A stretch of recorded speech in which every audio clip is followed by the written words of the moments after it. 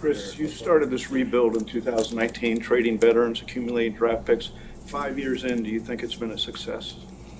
Uh, it's a little mixed, and I only mean that because this is now year 2 with Mike, here. So we won 9 games a year ago, 11 this year. We've taken steps. I think we have a good roster.